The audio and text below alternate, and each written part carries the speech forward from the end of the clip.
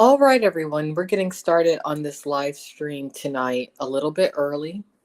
This is a dual live stream between the Alexandra Mayers official YouTube channel and the IP2 Wiki Info YouTube channel because I feel that this subject matter would be of interest to the audiences of both channels. I hope all of you are doing well tonight. I most definitely am. I've been in a realm of thought this evening, without a doubt, but I'm glad that I'm in a realm of thought because sometimes we have to go into such states of mind in order to figure out exactly where we are at certain points of our life, where we need to go, what issues need to be addressed, what we need to share from within, and whatnot. So, tonight's theme revolves around the following statement.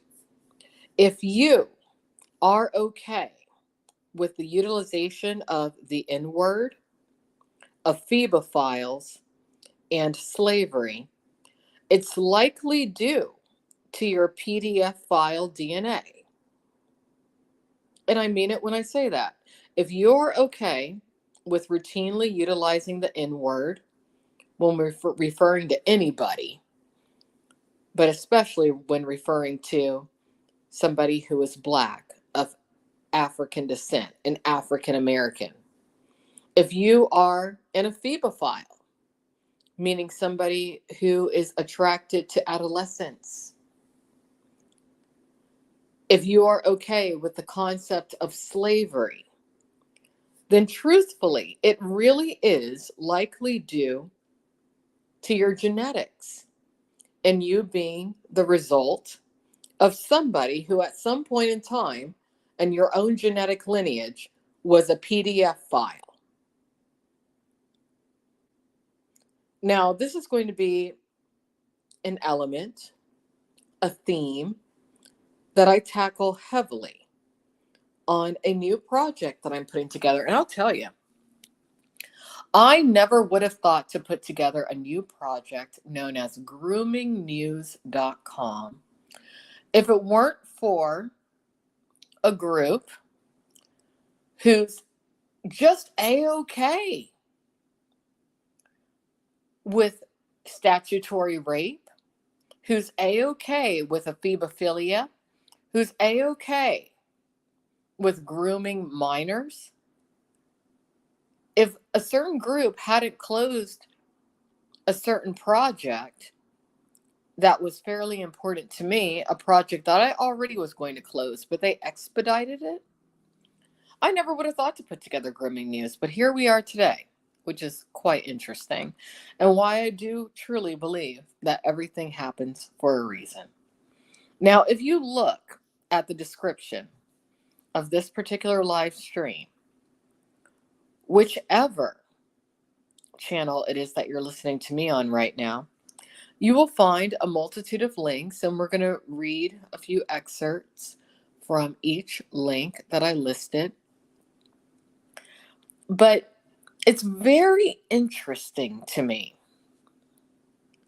how quite a few people who are normalizing racial slurs, racist agendas, racism as a whole towards certain groups in a very aggressive way. It's very interesting how so many of these people tend to have quite the affinity, quite the attraction to minor aged girls, teens, young girls.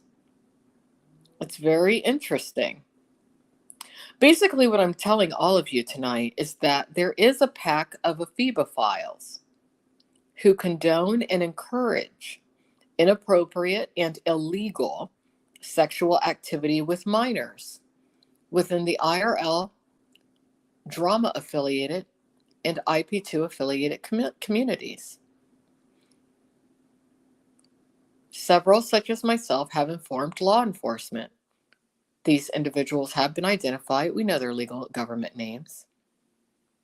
We have evidence reflecting that they not only have an attraction to, but have interacted with inappropriately, in some cases sexually, with minors. And these individuals that I'm referring to, they are well into their 30s, 40s, even 50s, maybe even older, messing with minor age teens, all the while encouraging racism, bigotry, misogyny, prejudice, bias against vulnerable individuals within our society. But what I'm going to outline on groomingnews.com is that it's been this way for a long time. And it's truthfully taken till the year 2023, since pre-Civil War slave times, for some things to finally be done about it effectively.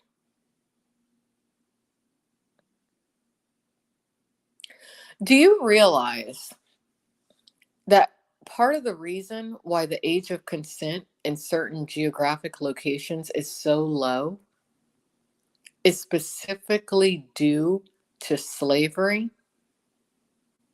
Because here's how slavery goes. Slave masters truly do view their slaves as property, not even as human beings. And many of them are so sick and sad and broken when it comes to their mentality that they are true PDF files, not just Ephebophiles, PDF files. Younger the better. Why do you think American slavery lasted so long? It wasn't just because of the free labor. Hell, in some cases, what was considered to be free labor cost slave masters a lot more than it would have cost to pay the slaves as employees a wage. You want to know why? Truthfully, why slavery lasted as long as it did in the United States of America? I'm going to tell you. Rapists who were PDF files. That's the truth. Whenever you see a racist nowadays who's running around using the N-word, trying to normalize it, whenever you see an Ephebophile, usually they do tend to be one and the same. You'd be surprised as to how many racists are Ephebophiles and PDF files. But whenever you see these people, the reason that they're saying what they're saying is because they want to get with kids. That's the truth. You hear somebody slanging the N-word, you might want to see if there's any kids' bodies buried in their backyard. If you think I'm exaggerating, you better think twice.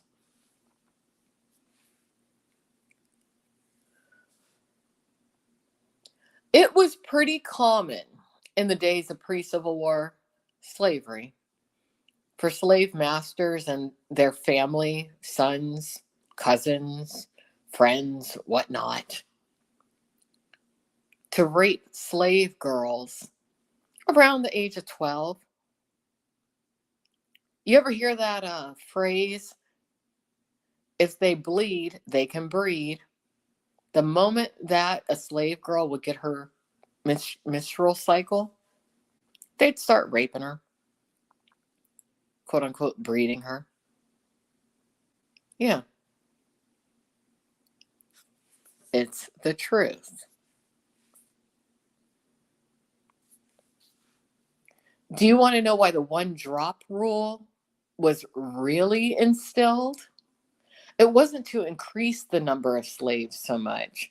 It was more so to where people who were free, who were the slave masters and their descendants, could get away with raping young girls. If you had a young girl who could pass as white, who in every capacity looked like she was Caucasian, but if they were able to track back that maybe one of her grandparents or great grandparents was supposedly Black, African, hey, she was free for raping. Absolutely. Absolutely. Part of the reason that pre-Civil War slavery actually came to a close was because you had so many news reporters coming from the North to the South who were reporting back to the northern states that there were quote unquote white slaves. They were keeping the quote unquote white slaves, utilizing the one drop rule more so than anything to be able to legally rape young girls. Boys probably too. I don't know so much about that, but I do know about the girls. Google something called quadroon balls. Nothing but old-fashioned strip clubs, a way to normalize selling pretty girls to wealthy guys. That's all it was. Nothing more, nothing less. But look at what's going on today within some of these very racist IRL streaming or just online communities and what they're trying to normalize and how they are trying to normalize the racist rhetoric. All of the people, especially the men over 30, who you are witnessing trying to normalize the N-word, justify it.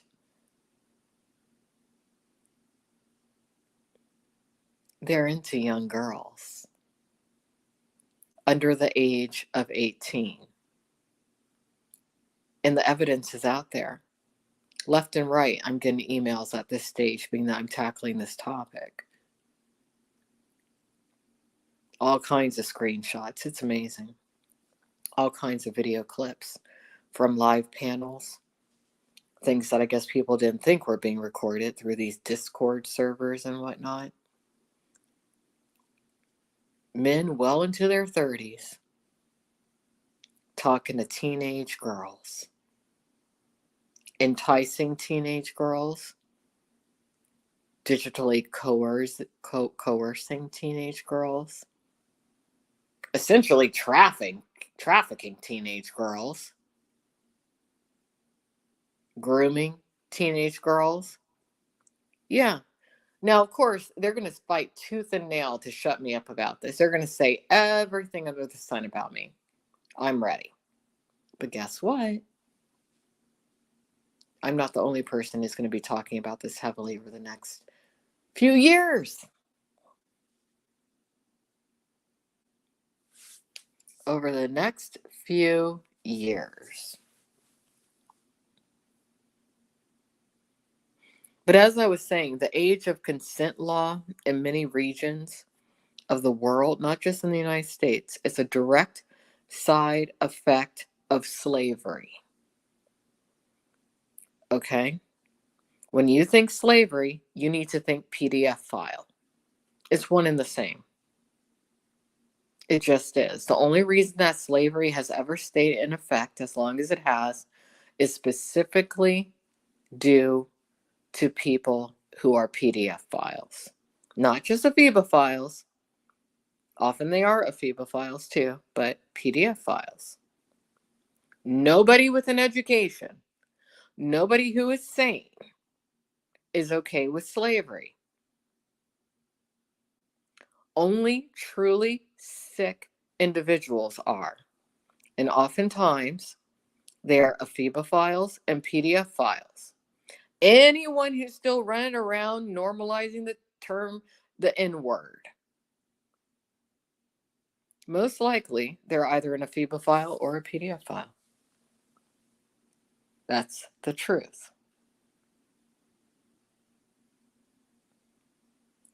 Now, there are some people who have lately been, posing the question, well, what's worse, being called a PDF file or the N-word? That is not even a question that should ever enter any equation, and I'm going to tell you why. It's like comparing apples to oranges, or let me even take it further.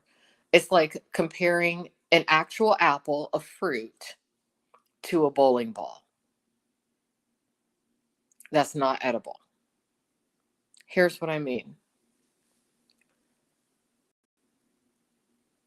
If somebody utilizes the N word, first and foremost, the person who's the recipient of the racial slur or the insult, they're not by default a criminal or a bad person.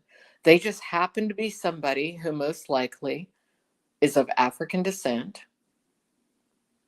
someone with dark skin, someone who's seen as being of a lower social caste or class, who's the recipient of an insult. Okay? Be they warrant the insult or not. The person who is bestowing the insult most likely is either ignorant, a bigot, a racist, and or simply an idiot or an asshole. All right? That's what the N word revolves around. Of course, there's cultural connotations to it and whatnot. But no one in the year 2023,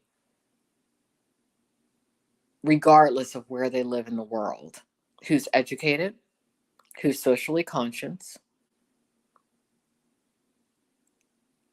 who has an ounce of empathy within them, utilizes the N word with a hard R or an A. Neither of those words are really in my vocabulary. You know, I once heard somebody say in regards to me, oh, well, Alexandra Mayers isn't even a real black woman because I've never even heard her say Nigga in regular conversational speech. Well, that's probably because I'm educated, probably because I'm very compassionate toward others, probably because I have a lot of respect towards others, and because I was raised to know better.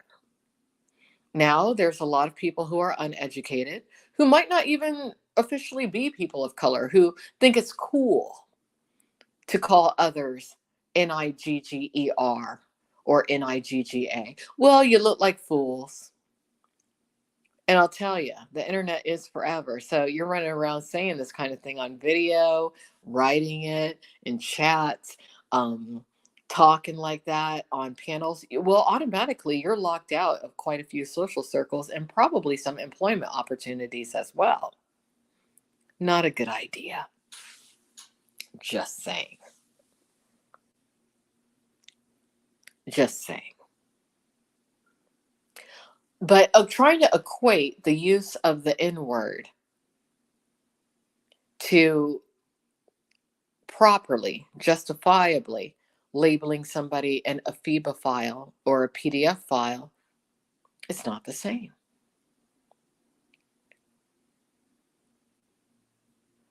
When I label somebody an Ephebophile or a PDF file, there's justifiable cause. And I'll tell you something funny. The person who really prompted me to look at this issue when it comes to a certain person, the person who prompted me, I think they were trying to weaponize me because I see it very clearly now. And I did apologize to this certain person.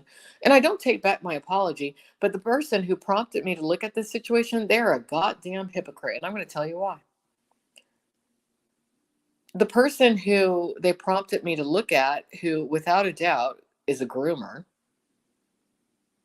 who targeted a girl at 16, met her at 17, was inappropriate with her at 17, moved her in with him at 18.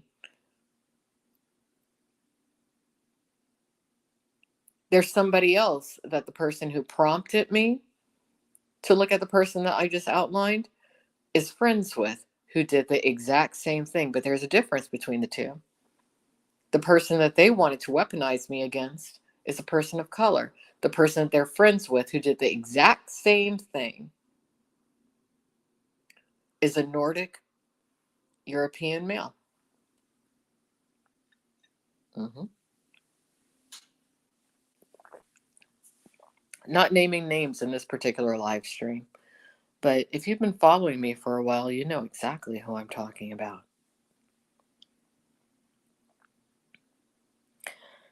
Now, what's interesting that's going on right now is that it's not just males who are jumping on this bandwagon when it comes to indoctrinating others into ephebophile activity, ephebophilia,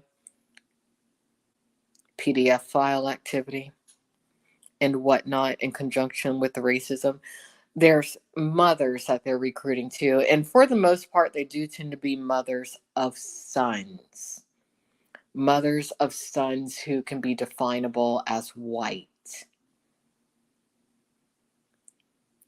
They tend to steer clear of the daughters because they want the daughters of the bad mothers, but they want the sons of the bad mothers to assist in their agenda of not only lowering the age of consent, but when it comes to the agenda of condoning rape. There's no getting around it. If you are an adult male and you are sexually with a girl 17 or 16, anywhere under the age of 18, within most locations of the United States of America, including Florida, you are committing a crime. No getting around it. It's rape. It just is. Human brain is not developed until the age of 25, but legally it is defined as rape for an adult male to be with a minor under the age of 18 within most locations of the United States of America, including Florida. But there's so many within these IRL and drama affiliated communities who are turning a blind eye to these acts, who are condoning it even, who are just fine with the grooming. And the question is why? Well, I already know why. Because that mentality of condoning statutory rape, it aligns with the same mentality that condones slavery. Because why was there slavery? Because a bunch of rapists wanted to get away with being with little girls. That's the truth. And it is genetic. Why do you think there's so many people who are okay with it? Why? Because they are the descendants of slavers. And slavers, they have a bunch of kids. They're trying to have sex with all the slaves, breed as much as possible to put their tainted seed into the population into the future. So again, if you are okay with the N-word of Ephebophiles and slavery, it's likely due to you having PDF file DNA. You deal with it. That's the truth. So now we're just going to read a few snippets from a few things that I thought were interesting that I found online. The first one is from digitalcommons.turolaw.edu. All right, this is from page 2 of a document entitled Sexual Exploitation of Black Women from the Years 1619 till Today by Dominique R. Wilson. The physical as well as psychological struggles that came with childbearing were enormous for enslaved women. They were expected to put the needs of the master and his family before those of their own children.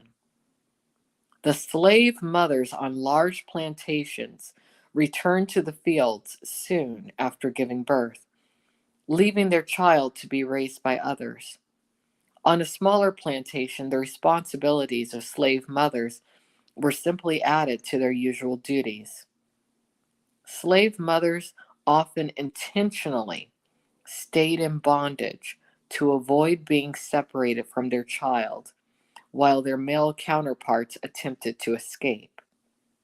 Tragically, the enslaved mothers faced the possibility of witnessing their daughters suffer the same fate of essentially being a breeder for the slave master.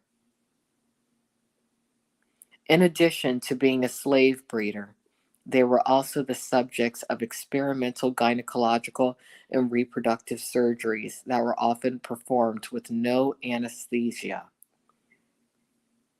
Some sources estimate that 58% of all enslaved women aged 15 to 30 years old were sexually assaulted by their slave owners and other white men. It is dismaying to consider the mental state of those who endured such treatment, and disheartening to develop a hypothesis as to whether all, and not just some, of the experiences that Black women faced during the duration of slavery are listed above. Are there supplemental experiences that occurred? Yeah. Yeah. You know,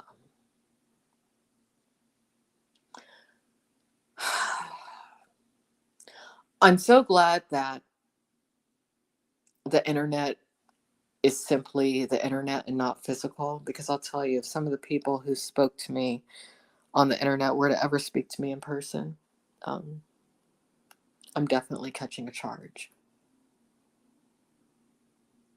If anyone in my face to face dealings ever says to me that I'm pulling the race card, I'm catching a charge at this stage of my life. Without doubt.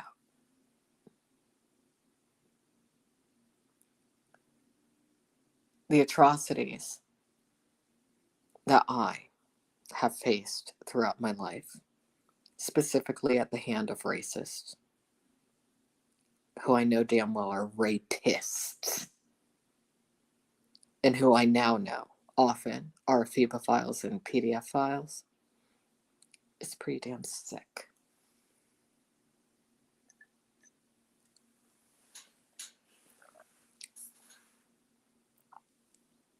It's pretty sick. And when I look at people trying to eradicate, disseminate, demolish my records of what I witnessed and what I experienced, quite telling. But again, that was from digitalcommons.turo.edu. Let's read another one. This is from onebread.org. America's History, Sexual Abuse of Black Slaves. Let's see, what part did I want to read? I'll just read the whole thing. This is by Ritika Gupta. When people were kidnapped from Africa and forced into slavery in the American colonies, starting in the 16th century, they were exploited to work as servants and produce labor in the production of crops like tobacco and cotton. European settlers in North America saw enslaved Africans as a cheaper and better option than indentured servants, who were mostly poor Europeans. Historians have estimated that 6 to 7 million enslaved people were imported during the 18th century alone. These enslaved people included men and women. Slaves held almost no rights. In fact, just as there are limits in most societies on the extent to which animals may be abused, so were also limits on how much a slave could be abused. But let's talk about sexual abuse. Unsurprisingly, slaves endured not only physical abuse, but also sexual abuse. They were often harassed, raped, or forced into concubinage by largely white slaveholders and overseers. Enslaved women were forced to submit to the sexual advances of their masters. I'm not going to read the rest. If you want to read this for yourself, you can. But it's just interesting to me that you have these men, not even necessarily all white men, men who can pass as white or who enjoy white privilege within a lot of these online communities, who love normalizing the N-word, speak horribly of women, not just of Black women, but of all ethnicities. And the reason that they do so is because in their core, They are rapists. They want to bring back slavery and not just take away the rights of people of color or blacks or African Americans, but women too, so that they can what? Rape them. Yeah, because they don't have any social skills, the men who buy into this mentality. They don't have any respect, not even for themselves. That's why so many are so disgustingly out of shape and overweight, not even willing to work. Quite a few. But it's this strange level of entitlement that they embody that perpetuates this mentality. And who do they go after the most? Who do they hate the most? The woman like me.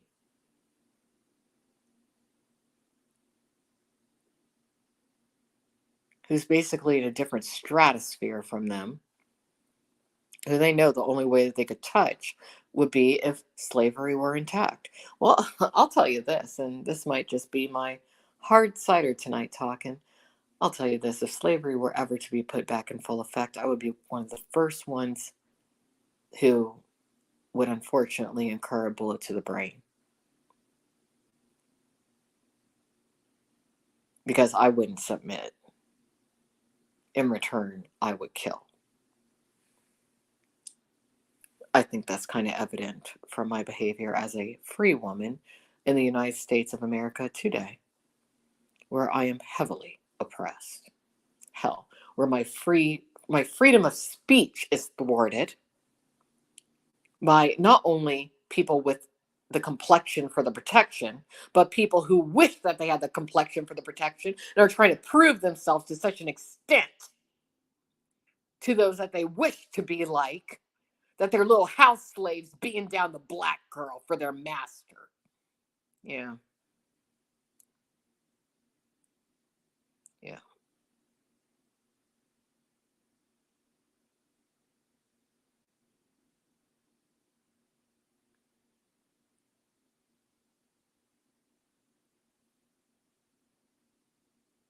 To the women who follow me, who are women of color, who have reached out, I appreciate it. I appreciate your acknowledgement for knowing what I've been contending with for the past few years.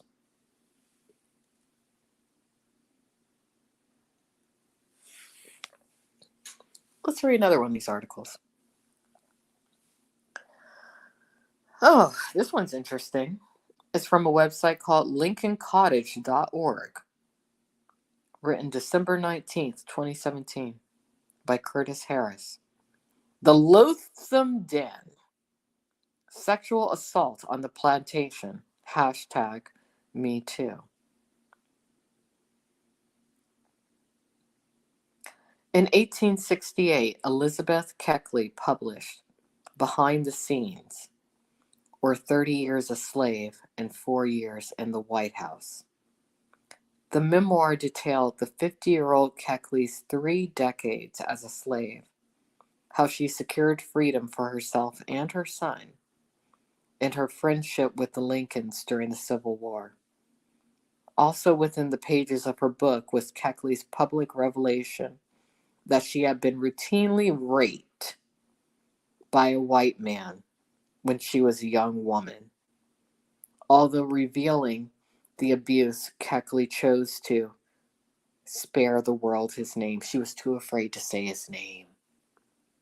Again, the racism is linked directly to rape, ephebophilia, and PDFfiles. It is no coincidence that the people trying to silence people like me are the same people trying to normalize racial slurs, the use of the N-word, attacks against Black women, the silencing of Black women, the normalization of being inappropriately sexual with minors, and are proclaiming from the rooftops that it's okay.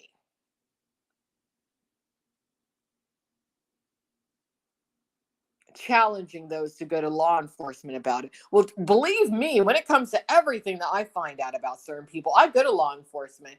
Unfortunately, guess who controls the law enforcement? But I'm documenting all of it. And who takes the brunt of the hate for documenting this? Me and people like me. Let me continue reading this. Privately coming forward as a survivor of any, sexual or physical abuse is hard enough. To publicly name the abuser is often a fraught path. Legal prosecution of the offender is not certain. Economic and or physical retaliation is a possibility. And public scrutiny, if not shame, is a certainty.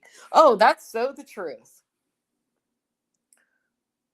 Since I've spoken up about someone who has silenced my freedom of speech via the most unscrupulous of ways,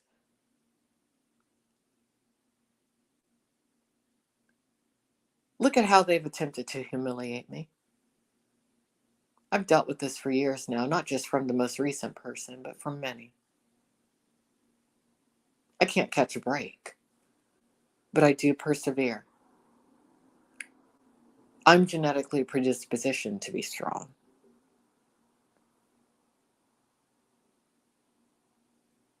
Is it fair how my life has been thwarted? Is it fair how my projects have been thwarted or halted? Is it fair how I've been demonized? How I've basically been treated like shit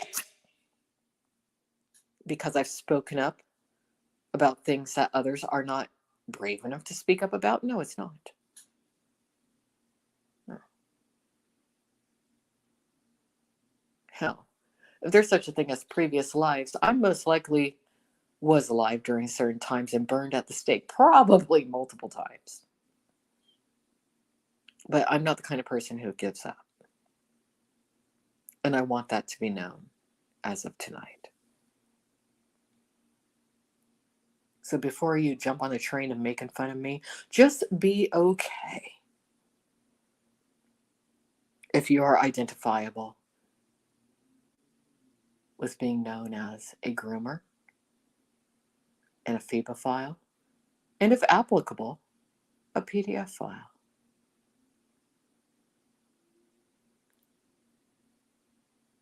Nonetheless, victims then and now still come forward.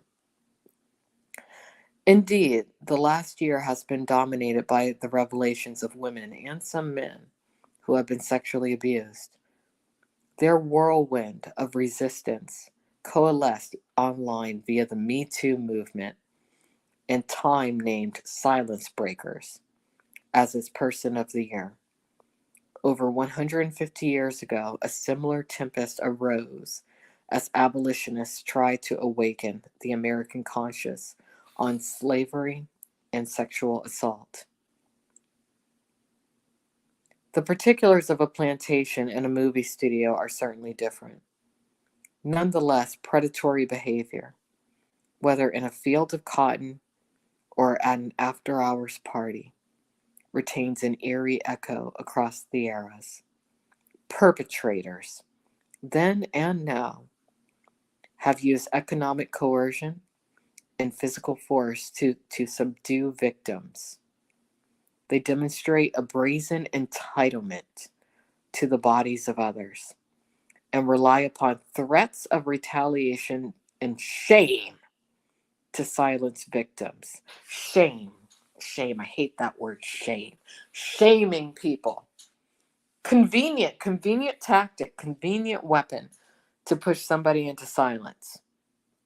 Very convenient.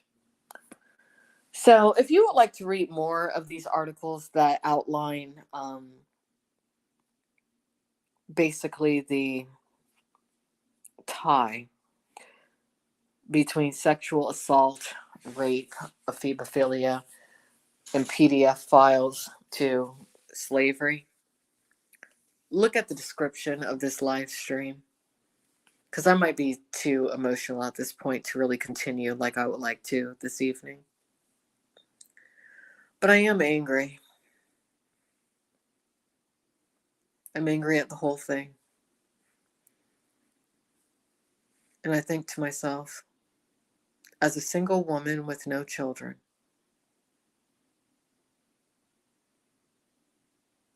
at almost 45 years old, knowing what I know and dealing with who I've dealt with, what should I really do about it? I have an idea.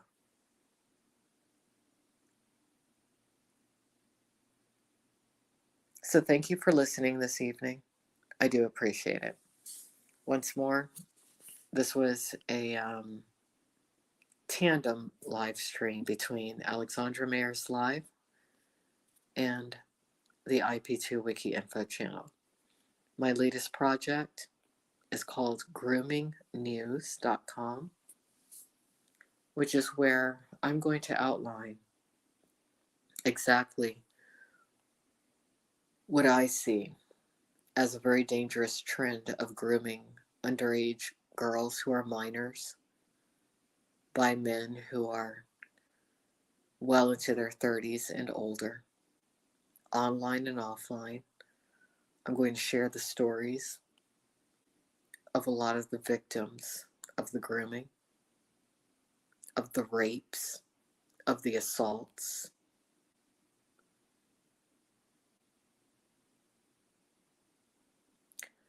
I'm going to name the identifiable people who are encouraging and enabling and contributing to such behavior. And I don't give a shit how many lawsuits I contend with,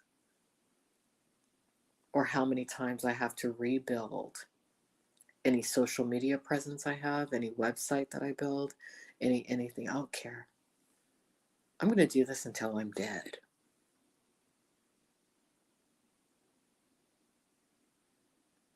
Have a good night. Bye-bye.